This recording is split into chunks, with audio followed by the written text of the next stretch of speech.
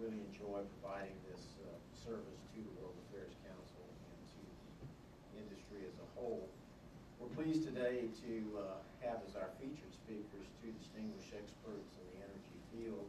To my right is Andrew Slaughter. He's Vice President of Energy Research at IHS, which is an energy consulting firm. He leads research teams in oil and gas upstream, oil markets, company valuation, and cost analysis. He has experience in energy sector strategy and market analysis in both consulting and corporate roles. Mr. Slaughter counsels on Shell's long-term energy scenarios for global gas markets, as well as pricing guidance, energy policy advice, and stakeholder impact issues. To my left is Raoul LaBlanc. He is Senior Director and Head of Global Gas Practice at PFC Energy, which is a consulting firm specializing in oil and gas. He leads their analytical teams focused on global gas dynamics in the North American onshore upstream market. Mr. LeBlanc spent time at Anadarko, where he was head of their strategic planning effort and was responsible for strategy formation, portfolio optimization, scenario planning, and competitor analysis. This is a 1-hour talk. We have a lot of issues to discuss. It probably would be best if you had a question that you felt was just imperative, please just go ahead and belt it out and we'll do our best to cover it, but it would probably be best if you reserve questions until the end, and particularly to the cocktail reception which we have after. We would encourage that you all take advantage of that and visit with Raoul and Andrew with respect to any questions that you may have. To begin, we'll discuss the current state of the North American natural gas market just in general. Raoul, I'll start with you. Maybe you could describe from your perspective what the current state of the natural gas market here is in North America. Are we in an undersupply, oversupply situation? And what's driving it? Sure. The way I like to think about it is, actually, I'm throwing an analogy, and I want everybody to practice raising your hand because you're going to have a quiz here. To talk about what's really going on. Here's the quiz. If I add up all of the cows in the world, okay, total biomass of cows, I get about 420 million tons. Okay. If I add up the biomass of all of the goats and sheep, I get about 105. If I add up all the chickens, I get about 48. Okay. Here's the question. Everybody raise their hand? Please raise your hand. Just checking your hands work. Okay. Here's the question. If I add up the biomass of all of the ants in the world, okay, what's the biomass? It's multiple choice. Raise your hand when you think this, when you have an answer. 1. Answer 1, 20 million tons. 20. Answer 2, 50 million tons. Answer 3, 600 million tons. Answer 4, 5,000 tons. Okay, the answer is 5,000. Okay. The point I want to make is that nature has distributed hydrocarbon molecules in such a way that the more distributed and difficult they are to get, the bigger there are. So what's happening in North America is we have an oversupply, partly because we've discovered this resource and a way to tap into it. Okay? So when you think about unconventional resources, one thing to keep in mind is that it really is a pyramid, and we're moving down that pyramid. And we figured out some technologies which allow us to get there, okay? And it is enormous and will be with us for a long time. Doesn't mean it's going to be with us at $3 for a long time, okay? But the amount of resource that we've tapped into and that we've made viable is very large. What's driving the oversupply? Can you talk about the technologies involved, hydraulic fracturing in particular, and where these technologies are being employed? Sure. If I can continue with my ant analogy.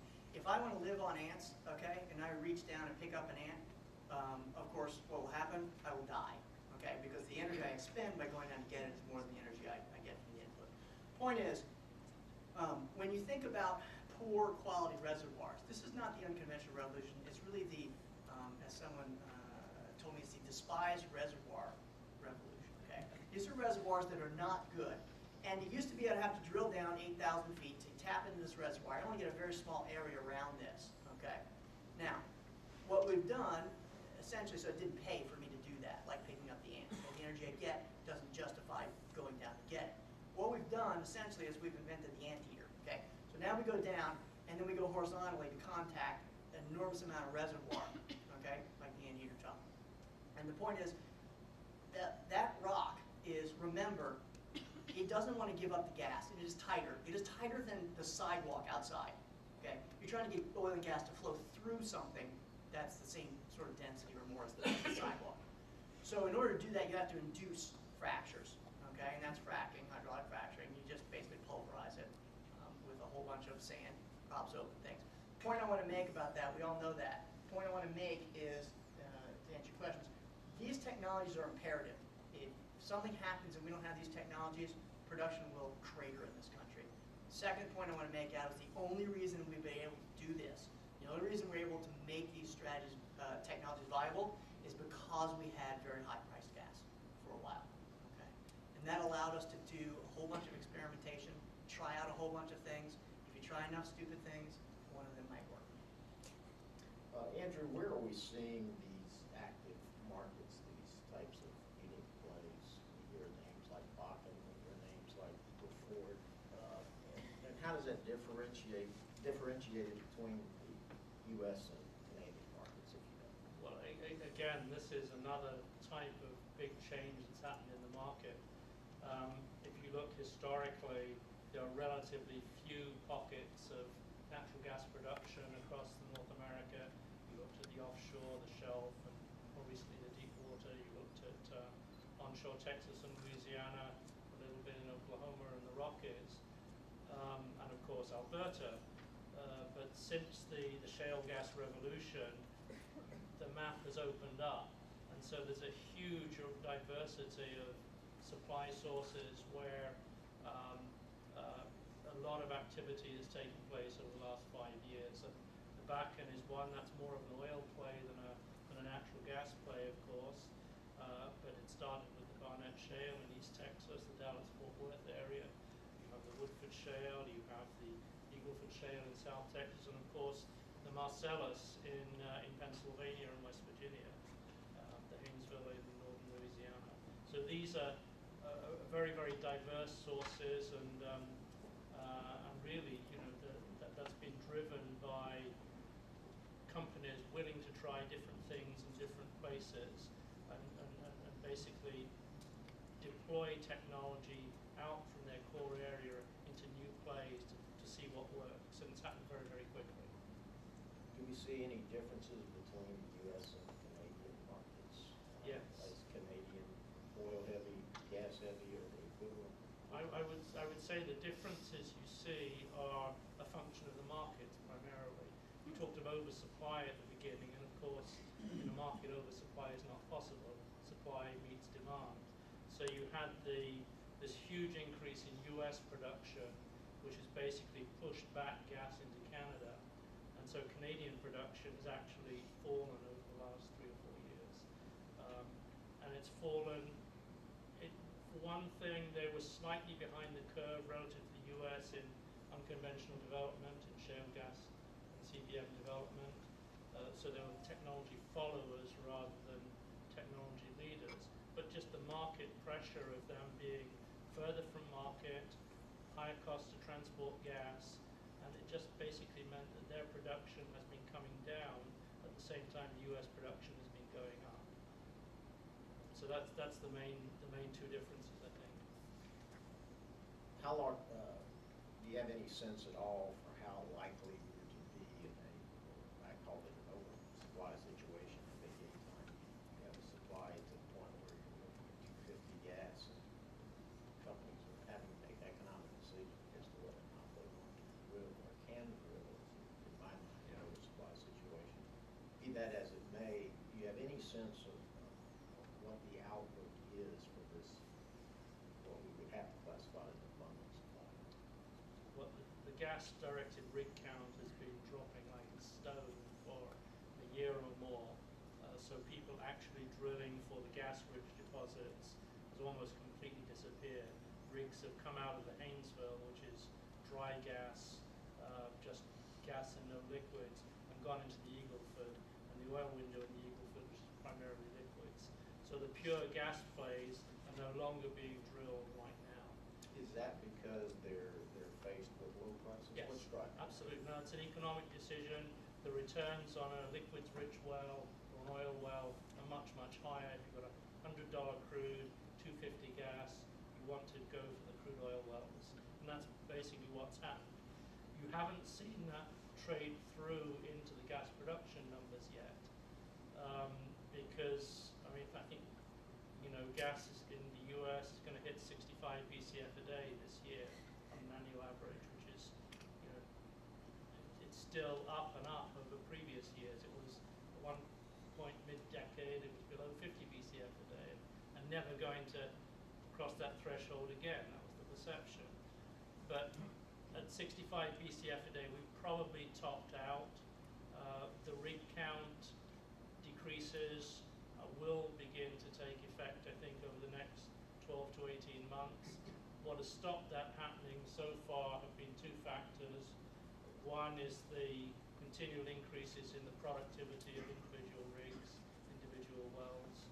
We continue to get better at the technology, drill faster, cheaper. That keeps some activity going.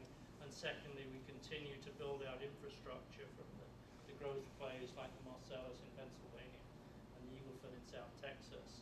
So as soon as you bring in a pipeline, automatically that gets filled and brings gas to market. So those have kind of delayed the turnover in production, but it's for sure bound to happen over the next 12 months, I think. Raoul, we hear different viewpoints on the wisdom, if you will, of hydraulic fracturing. Do you see, or do you have a sense from your interactions in the industry whether efforts to curtail hydraulic fracturing are going to get legs, whether this is going to impact prices of production? I would say, in our view, if you think about it in terms of the source of potential regulation or interference in fracking, a lot of people in the industry are sort of worried about federal regulation. Our view would be that the federal government is actually very cognizant of the jobs. They're cognizant that it's actually pretty safe, okay, and proven to be so, and that you don't want to do anything to derail this train. So we think that that is not a real source of potential problems for the ability to continue to fracture. Where we do think there will be problems will be that at the local and the judicial level. It's more about interplay between local communities that are worried about this.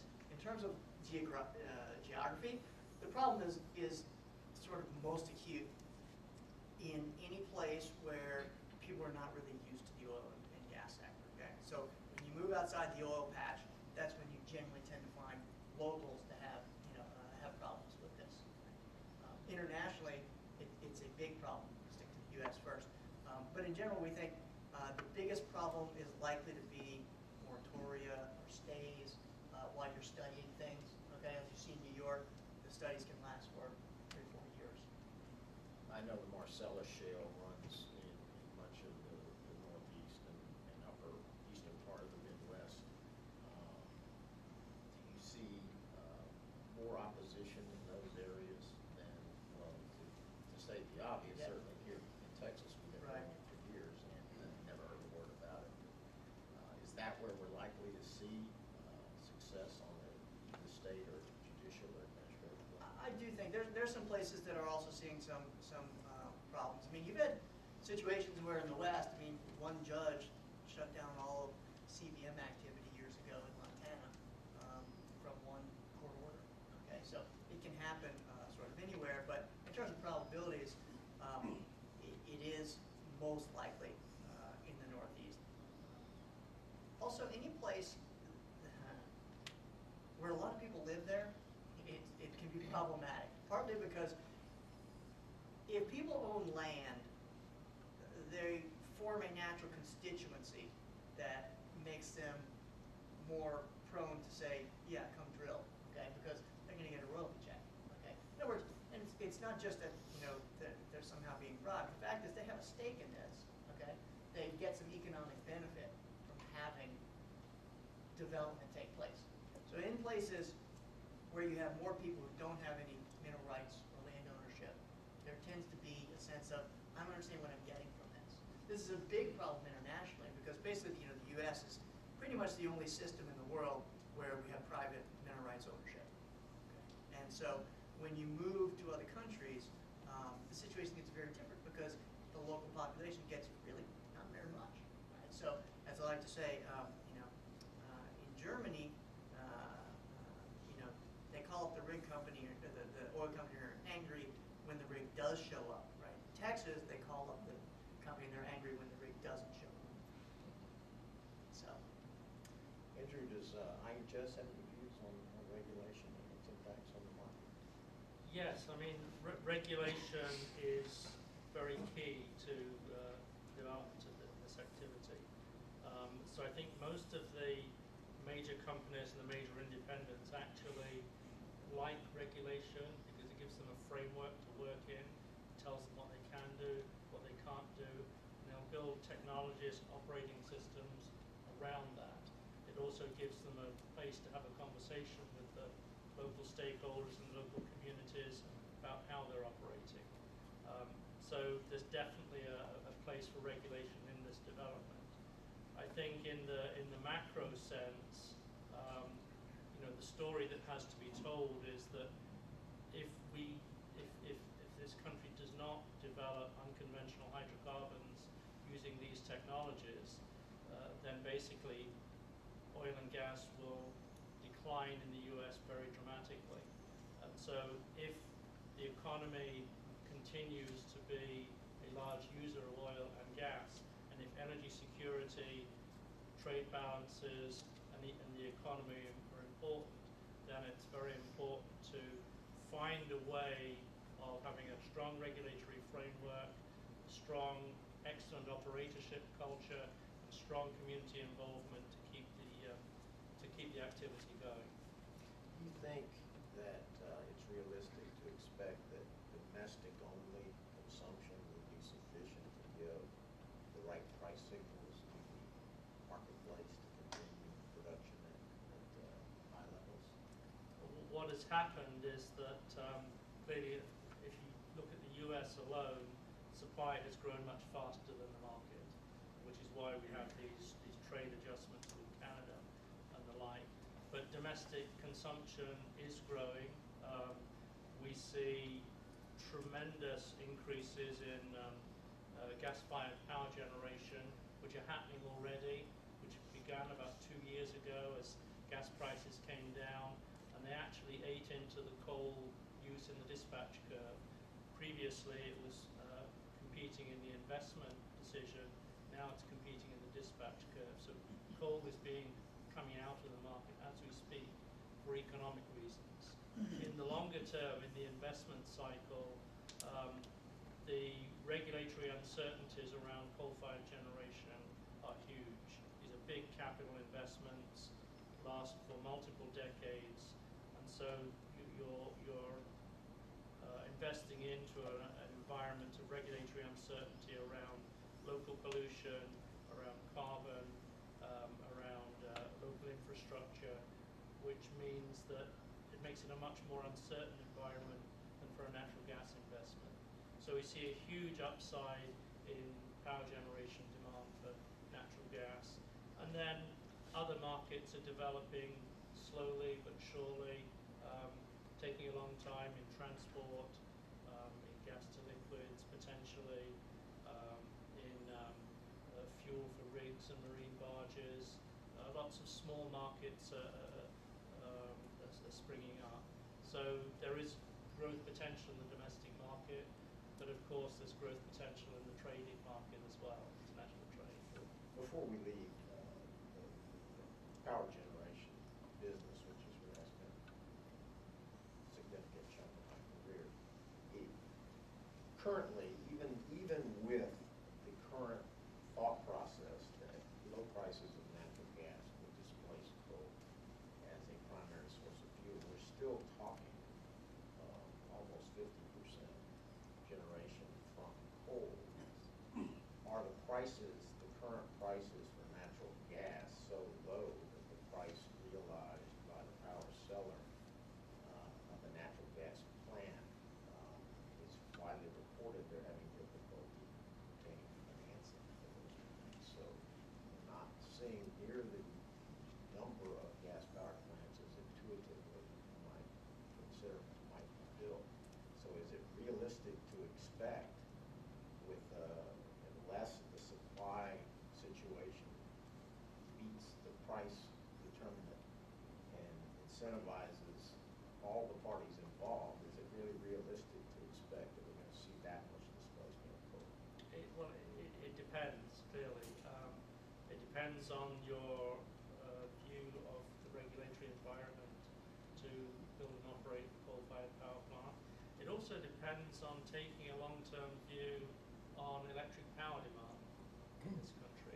So electric power demand increases at historic rates, and gas economically gets a bigger share, and gas demand can grow quite substantially. But if you have continued or accelerated efficiency improvements in the electric power sector, if you have continued renewable power obligations across the states, then you're limiting the power demand growth that's available for gas or coal, and you're probably limiting the amount of gas demand you'll get in the market. It's a huge uncertainty. Like all these things, you have to take a view for your investment over the long term, and clearly the financial community takes a very close look at those aspects and wants to make sure you've done it sometimes. Just to add that, one of the things we see on that coal, on the coal side is not only a question of which plants will be added and which plants will be built, which I agree with, but also there's also regulation that may force the closure of a fairly large number of older, less efficient, more polluting coal plants. So those companies would have a choice to either retrofit those, which is tremendously expensive, or to close them. So even in a static demand environment, I totally agree, if demand grows, it's very good for gas. Even in a static price environment, it will be very interesting to see how many of those coal plants shut down, and how much of that power gets essentially backfilled by gas. We tend to think it's a fair bit. Renewables, at this point, still require fairly large subsidies on a per unit basis. That number's coming down, but they still do, and so as a result, to think that the renewables can grow at the rate needed to backfill the loss of big coal plants. We're talking 50 or 60 gigawatts, which is not the universe, but it's important. I think is maybe not so realistic, particularly given the fiscal realities that the countries and the states face. It's going to be difficult. Well, you have the additional problem in that renewables are not dispatchable. It's a good point. They're intermittent supplies, and in some ways, they need some sort of easy start baseload generation to together create a new sort of baseload. A lot of people think that favors gas. What about other outlets of gas consumption? I know that Bruce Pickens is sort of the Mark Twain, Tom Sawyer, where you whitewash my fence formula type approach to various aspects, renewable and fossil fuel, and he's been championing liquefied petroleum gas. He's been championing liquefied petroleum gas, for example, as an outlet. How realistic are markets like that? Are we likely to see that as being a realistic outlet for consumption of all of this gas? I guess our view would be you have a choice to make from a policy perspective or a reality perspective. You can either go big or you can go soon, right? And in the sense of given that a lot of this revolves around infrastructure turnover, if you go soon, you can go for the truck fleet. So there are a few corridors in the U.S. up the East Coast from Houston, Oklahoma City, or Chicago, and then up the West Coast. There are a few corridors that account for a fairly large percentage of the overall freight hauling traffic. Therefore, for a relatively small investment in refueling stations along the way, I can get a fair number of these trucks to use this. It's more difficult where trucks are out in areas that aren't close to refueling So I can do that. You can do that relatively soon. You can do it relatively cheap. Problem is, on a gas demand perspective, it doesn't generate a whole lot of gas demand. The big nut is in on the passenger fleet side. To do that, unless people are going to retrofit, which is unlikely, you are going to need capital turnover. Not only do you need capital turnover for the vehicles themselves, but you also need tens of thousands of filling stations to also be able to dispense the LNG. So that's where you get the big demand movers, but that takes a couple decades probably. Do you see any other natural marketplaces? I know traditionally we used it obviously in manufacturing processes, but it doesn't seem to be, unless you can identify them, it doesn't seem readily available outside of something like converting vehicles to liquefied petroleum gas to be a tremendous outlet for this gas, short of displacing coal, as Anthony and I have discussed. I would say that we can sit around and try to dream up markets, but the most realistic ones, there are a lot of countries that use a fair bit of gas in their transport sector. And virtually all of them, whether it's Argentina or Pakistan or whatever, they all have had a long-term disparity between the oil and the gas ratio, okay, usually by regulation, of course. So there are countries where it happens over time, okay? But in terms of realistic markets that kind of matter, I think power's the one place you can get big bang for your buck relatively soon.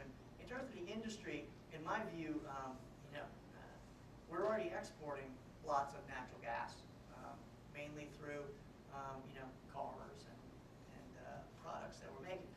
U.S. gas prices are significantly cheaper, of course, than prices in other places. That's fed through to power prices. Power prices in the U.S. are about 1/5 of the European price. Okay, so it's giving our industries an enormous advantage. And so to the degree that we have overall exports from energy-intensive products going out, we think that's an interesting market that's fairly broad-based and allows people without specific natural gas infrastructure to actually utilize natural gas in a more robust way. Andrew, this is a good segue for us to talk about, or to segue gently into the export market, which is probably where we spend a great deal of time talking. But what's the global situation with respect to gas supply or hydrocarbon supply? Is the marketplace for this gas the world rather than domestic gas? There is tremendous demand for gas around the world, particularly in the growing economies of Asia. It was kick-started, of course, by the Japanese nuclear accident, in which they had to take out of service most of their nuclear power fleet. So that really gave a near-term boost to global gas demand. But if you look across the whole of the world economy, and if you take a longer time frame, gas is definitely the fastest growing of the major fuels. And so if you're in the upstream business, and if you're in it for 20, 30, 50 years, then gas has to be a major part of your portfolio, because it will be a growing part of the energy mix right around the world, in Asia particularly, over the next 20 years. Now, of course, the dynamic is around how do you supply that. And so, yes, we have great supply potential in North America. We're developing and proposing export projects, have been doing so for the last 2 or 3 years. But you also have a lot of export projects coming up in Australia. You have the potential of unconventional gas in China. You have Russia, which still has a huge potential to build up conventional gas. So the competitive intensity around global gas might get very interesting over the next 10 to 15 years. Well, let's talk specifically about the change from import to export. We saw here in the continental U.S. A few years ago a move to develop natural gas, liquefied natural gas import terminals. It's well publicized that all of those projects, virtually all, if not all, are looking to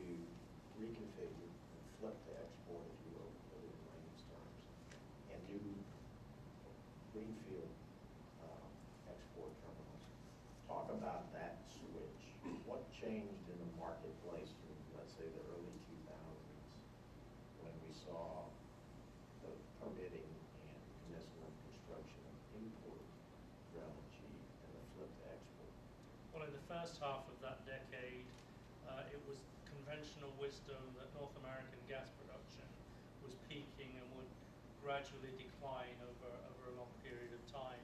At the same time, demand was growing, so imports had to be envisaged to fill the gap and supply the market. And so that was when you had the explosion of investment in liquefaction, in regasification terminals around the coast, the Gulf Coast particularly. And really what's turned that around is the supply revolution in shale gas, which has completely transformed the market and which has the capability in terms of supply potential of going beyond the borders and supplying international market.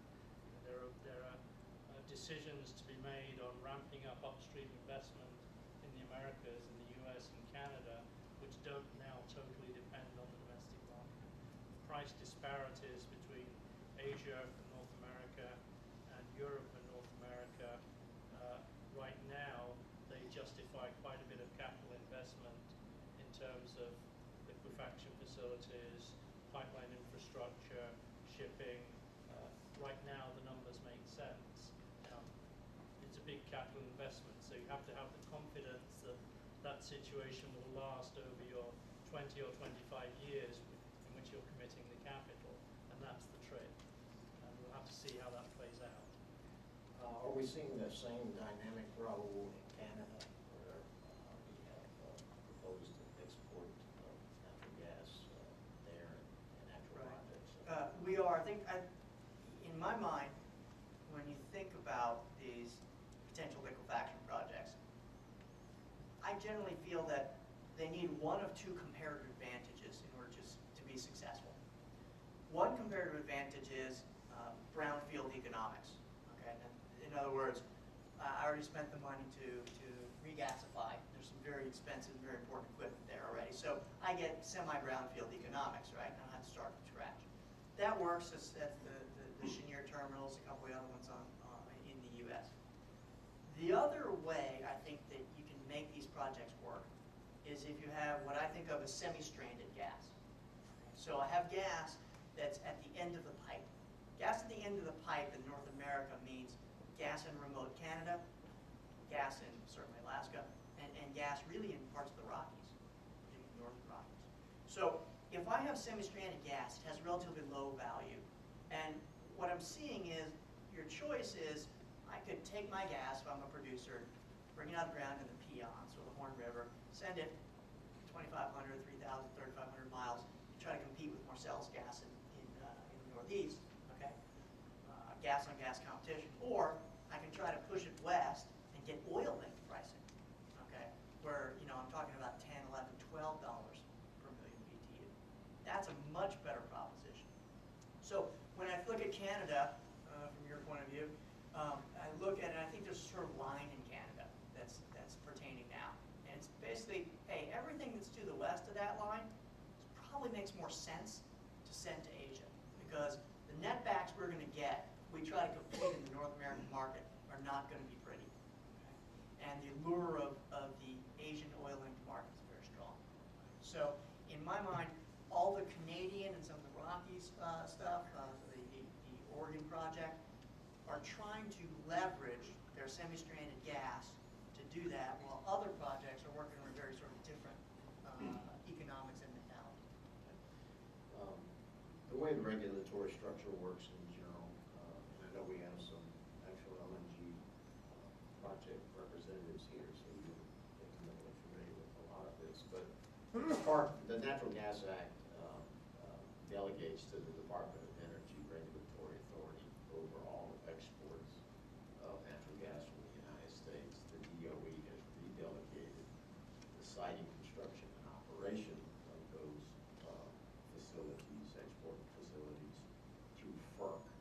What is the sense of IHS, Andrew, if there is any, as to the current regulatory climate at DOE and FERC with respect to export projects? The roles of DOE and FERC are rather different, as you just hinted. So the DOE regulates export licenses to either free trade agreement countries, that's an automatic approval, to non-free trade agreement countries, that's not automatic. That depends on a study of market impact on the US market. FERC is regulating around standards of construction, standards of operation, and environmental impact. So it's a much more technical review, which if you meet the standards, you should be able to get your permits. The big uncertainty is around that second component of Department of Energy permitting, which is around the right to export to non-free trade agreement countries. And if you think of the big gas buyers around the world, Japan is not a free trade agreement country. Taiwan is not a free trade agreement country. Most of Europe are not free trade agreement seats. It's astonishing, but it's true because of agricultural policies and the like, automotive trade policies. So the degree to which exports really take off does depend on the view around, I think, exports to non-free trade agreement countries. And basically what the Department of Energy has done is punted it until next year because of the political environment. I think they really, without saying so explicitly, they wanted to get that out of the way, see what the lie of the land was post-election, and then go and make their determinations. IHS believes that exports will happen both from the US and Canada, that they'll build up to around 6 to 6.5 BCF a day by the end of this decade, early next decade, and thereafter it depends on these very uncertain dynamics of the global gas competition, which are really very uncertain. But I think that number of 6 to 6.5 BCF a day, there are already a lot more projects and proposals out there than that.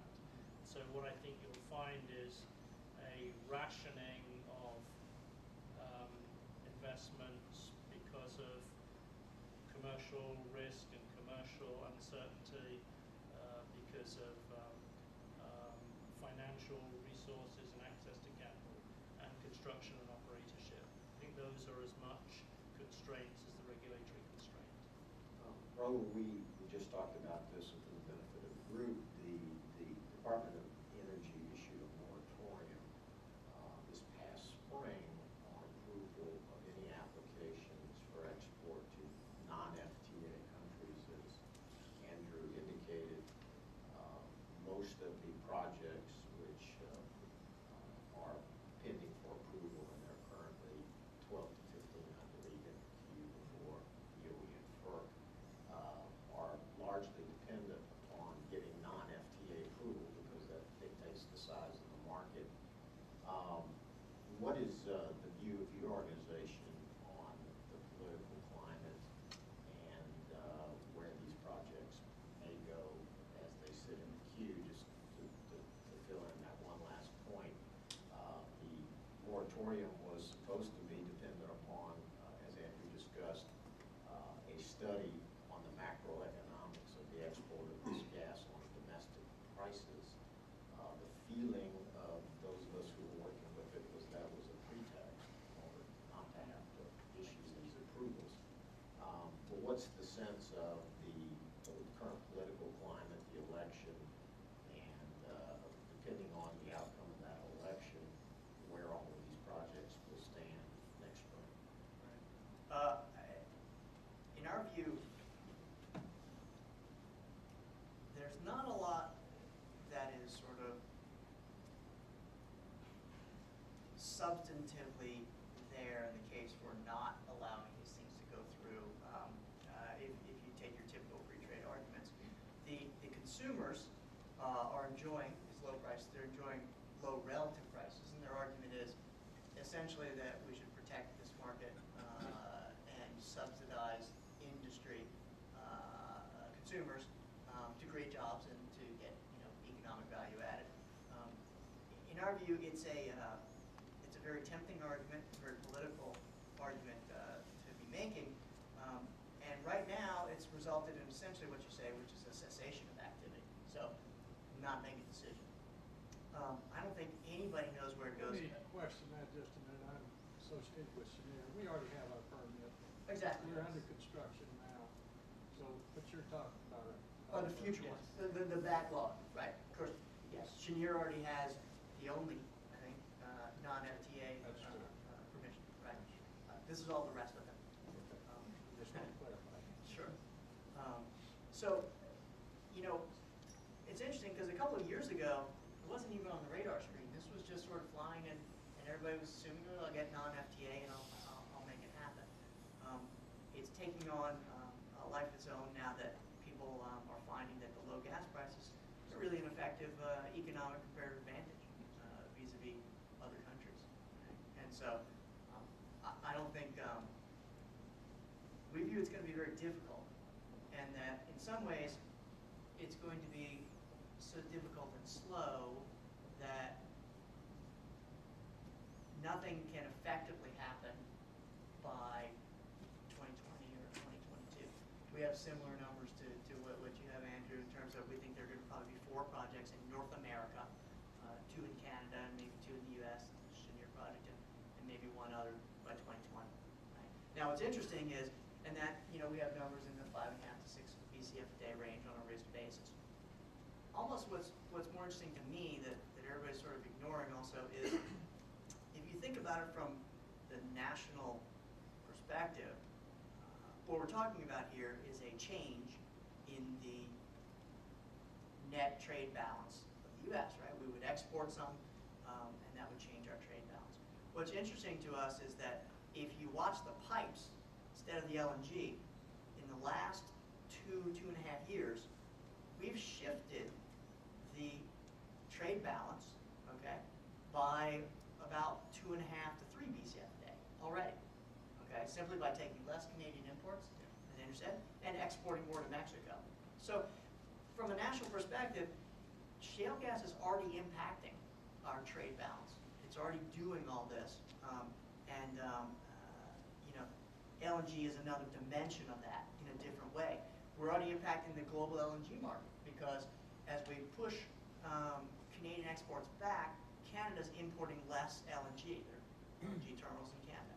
Mexico is importing less LNG and freeing cargoes for other places in the world. So the fact that it's North American, we're connected to our 2 friends on the north and the south, means that while we have an elaborate process, we're talking about do we want to export, there's already things happening on the ground.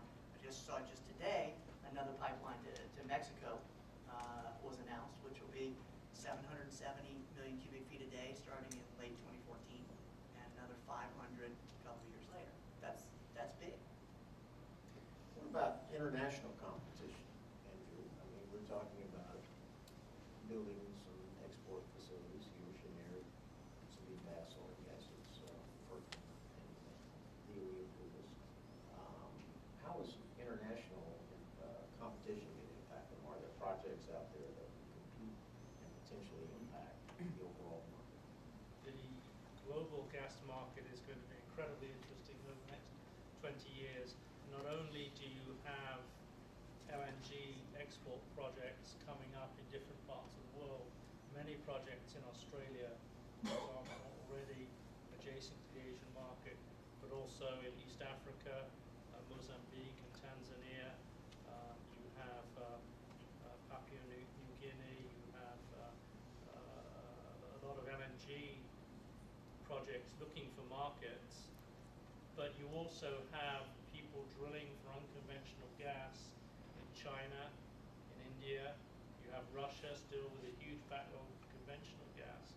So as I mentioned previously, you know, yes, gas demand around the world is the fastest growing, but there's potentially a lot of supply chasing it. So what you have to do if you're developing a US LNG project, you basically have to make the assumption that that doesn't get too far out of whack, and that oil-linked pricing in the Asian markets remains in place long enough for you to get that price premium. If the competitive intensity of the global gas market gets to the point that it's a buyer's market and the oil-linked pricing starts to erode, then suddenly that price premium to look less attractive. And so, it's a big uncertainty out there. Well, we're currently seeing differentials, Henry Hub 250, and then MBTU is seeing deliveries into Japan at 18. Do you forecast that too? Well, of course, a Henry Hub at 250 is not a US gas delivered to Japan at 250. There's an awful lot of cost in that chain between liquefaction, shipping, regas. So it's probably close to double digits when you translate it into an equivalent terms. But there's still an incentive today to develop the facility and export the gas. What the uncertainty is, how long will it take, 10 years, 15 years, 20 years, if more gas supply springs up around the world, how long will it take for that oil link premium to get eroded down to the level where it's equivalent or less expensive from other sources? I would just add, I agree that in our view, Henry Hub looks good. Henry Hub linked pricing is competitive up to the sort of $6 sort of range. After that, it may become somewhat marginal, but I add on everything else.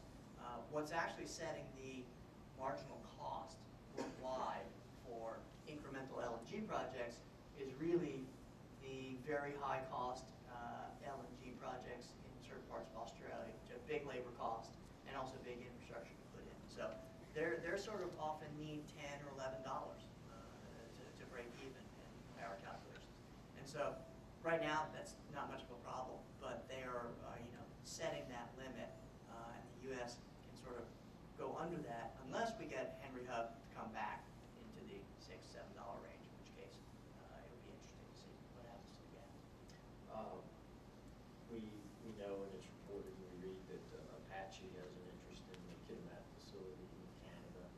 Do you have a sense for any differences between their regulatory environment, their business prospects to get Canadian export terminals built as opposed to the U.S.?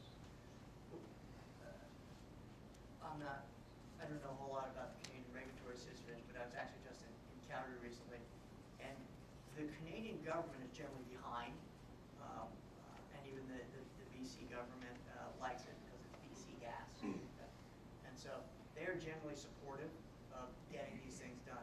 They have a lot of siting issues as well, okay? A lot of the First Nations issues, local population issues, a lot of environmental constraints. It's beautiful, unspoiled territory, so they don't want to despoil it. However, I don't think they can expropriate property here. I don't think they can condemn rights across First Nations. Yeah. It's one of their problems. Right, and so you need a lot of cooperation. But we view that as more likely, at least some of those projects from the Horn River. Again, the economics are fairly good. You have a lot of untapped gas that could easily go, and if it can get 10 or 11 bucks an M, that looks dynamite. Do you have any further thoughts or final thoughts on the market? I agree on Canada. I think it's not either or, Canada or the US. I think both can happen. Canada has the advantage or disadvantage, if you like, is its end of pipe. So naturally, if it's confined to the North American market, it's more heavily discounted. So the incentives to go to the Asian market are that much higher. So they can afford to pay for that long pipeline. They can afford to pay for that liquefaction facility. So I think there is space for both Canadian exports and US exports. I think just to wrap up generally on the market, this is a hugely dynamic time for North American gas, and it's totally turned around in the last 5 years or so. The options for supply development and market development are very diverse. And I think from an investment perspective, it's a very exciting time. We haven't talked about gas to liquids. We haven't talked much about petrochemicals. We haven't talked about gas in the marine market, or gas in the rig market. There are an awful lot of places where gas can find a home. There's an awful lot of supply sources where gas can come from. So I think if you're interested in the gas market, it's no longer the boring, stable, or declining world of 5 or 10 years ago. It's a very exciting time to be in the gas business. And just to add that, one of the interesting things we've seen in the last couple of years, for those of you that aren't following it on a sort of monthly basis, we had, in terms of LNG, so global gas supply, we had a number of years where we incrementally sort of gained more LNG on the market. And then in 2010 and 2011, there was sort of coincidentally from the completion, the simultaneous completion of a number of projects, you had this wave of LNG that came out. And a lot of people said, oh, this is going to kill prices for 10 years.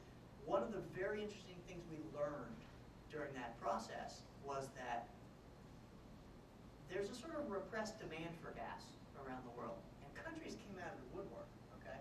You had countries like Argentina, which all of a sudden became a large LNG buyer. In other words, when the gas was there, when it showed up, okay, people came out and bought it. And you have,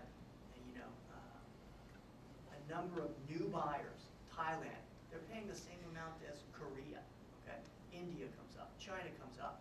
So one of the interesting things, as I pointed out, there are a lot of supply options. In our view, the international unconventional is going to disappoint in almost every place for a number of reasons. But there's still a lot of supply even from the conventional standpoint. And the question is, how quickly can economies, particularly the growth economies in Asia, gasify? Right? Gas is still less than 6% of the energy use in China. And the country has a goal to get to 10% in the next 10 years. That is enormous when you consider the economy's growing. Okay, to get that kind of penetration. So we think there's a lot of repressed demand. You have a lot of new customers that would like to do this. The advent, particularly of floating regasification, which made me able to take a little mini bit, right, of gas, has broadened the market. There's a lot more customers. We think it's a very good time for gas. We think gas is going to be very tight for a couple of years, and then we're going to see a number of projects from mainly Australia, as Andrew mentions, but also the Mozambiques, the Papua New Guineas, the Canadas, the U.S. come on. At this point, it looks like a glut, but you know what? Given what we've understood about the ability of countries to grow and absorb gas, it may not be at all. I think we do have time for a few questions. JQ? A question, if there was an entity that existed that has an import-export license for LNG and natural gas, that just happened to get this back in 1992, that has the rights to go to free trade and non-free trade countries. In other words, the license states that the LNG or natural gas can be exported or imported from any border of the United States.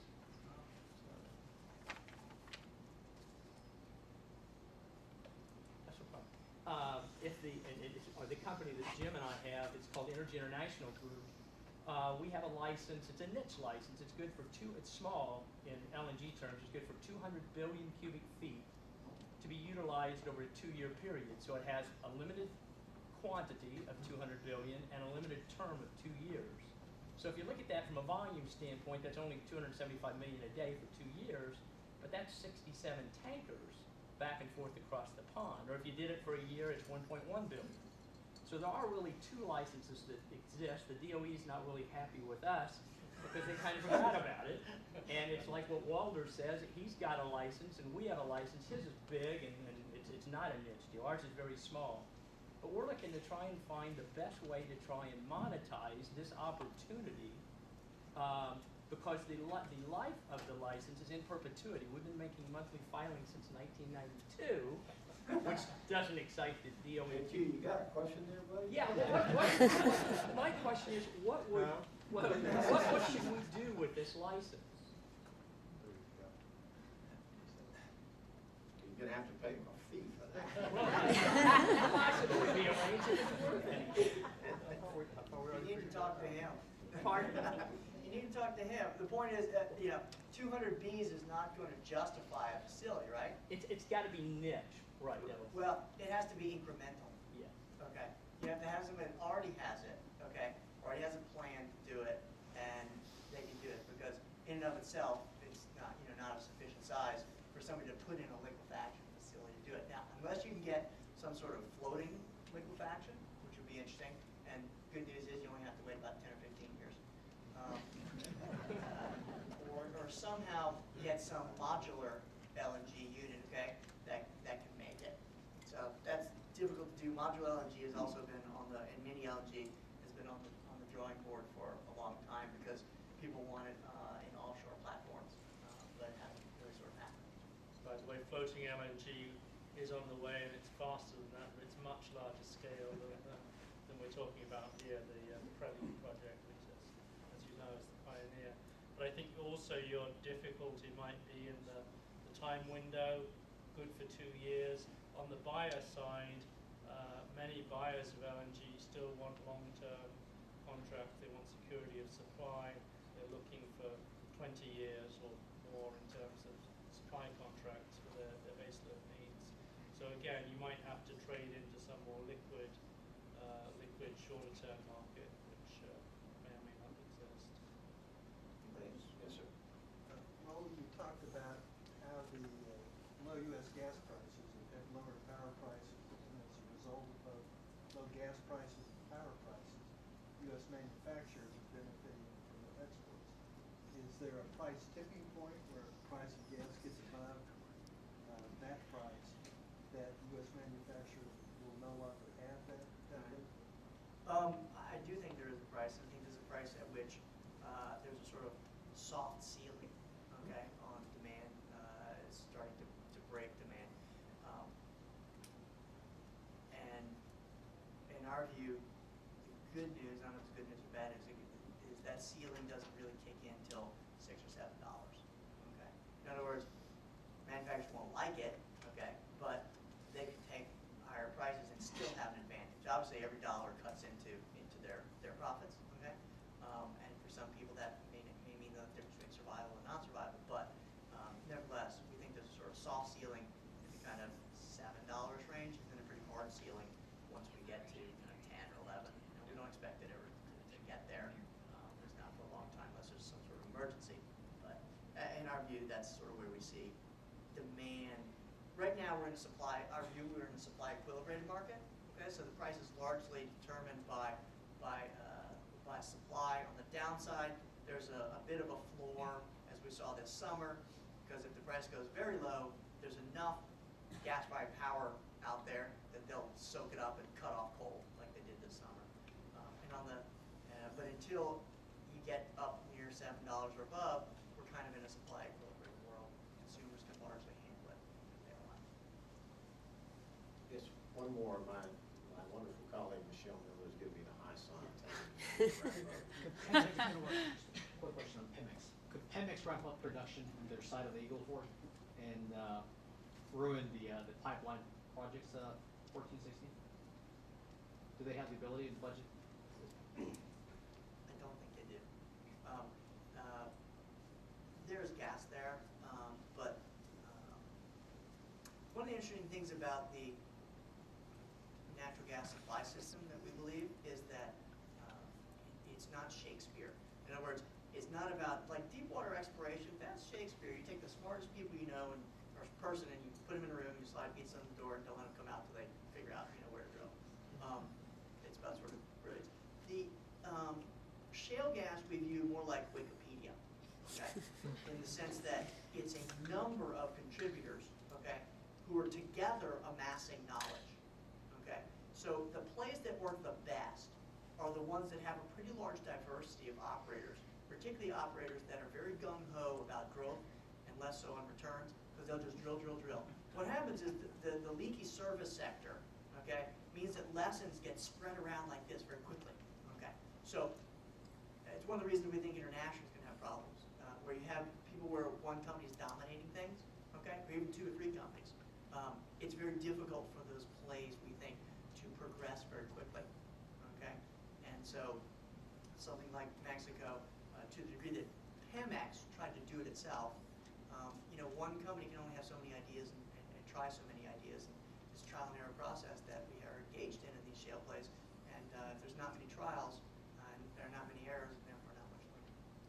It's not just Pemex. I think any regime where you have a government which leases very large license areas to one company, that company is going to drill once much less wells, and they're going to wait and test them and appraise them than if that was doled out in smaller blocks and you had people drilling in each block. So the development process and the appraisal process is much slower in that type of regime.